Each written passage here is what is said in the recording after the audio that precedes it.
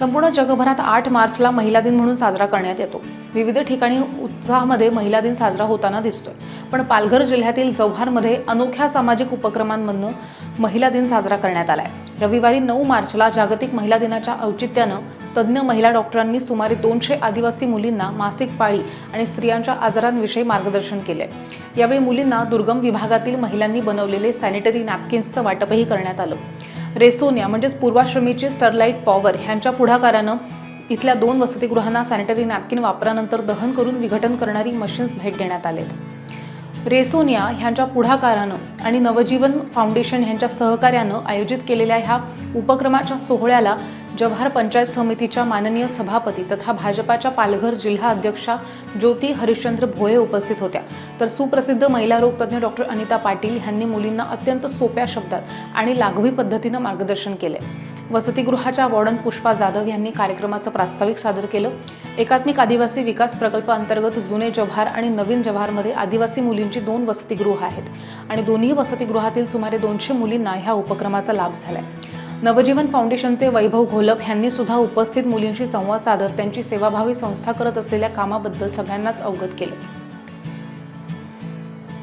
रेसोनिया ह्यांच्या पुढाकारानं एका अत्यंत निकड असलेल्या कार्यक्रमाचं आयोजन करण्यात आलं। त्याबद्दल सगळीकडे त्यांच्याबद्दल कृतज्ञतेची भावना व्यक्त होती।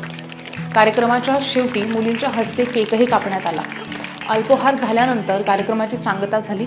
या वसतिगृहामध्ये दुर्गम ग्रामीण विभागातील मुली राहत असतात।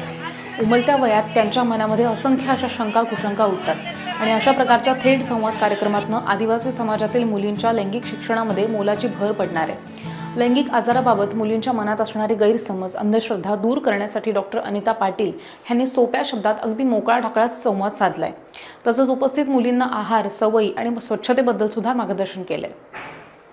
जाधव मॅडम, आज जव्हारच्या आदिवासी मुलींच्या वसतिगृहामध्ये एक आगळा वेगळा कार्यक्रम आयोजित करण्यात आला होता। तर काय होतं कार्यक्रमाचं स्वरूप आणि त्याच्याबद्दल काय सांगाल?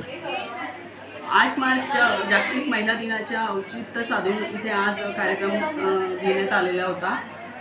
तर नवजीवन फाउंडेशन आणि स्टरलाइट पॉवर यांच्या संयुक्त विद्यमाने हा कार्यक्रम इथे पार पडला। यामध्ये मुलींना आरोग्यविषयक माहिती देण्यात आली, तसेच सॅनिटरी नॅपकिन विषयी माहिती देण्यात आली आणि त्याचं डिस्पोज ते कसे करायचे याविषयी सांगण्यात आले। आज हा कार्यक्रम इथे स्टरलाइट पॉवर कंपनी तसेच नवजीवन फाउंडेशन यांच्या वतीने आयोजित करण्यात आला होता।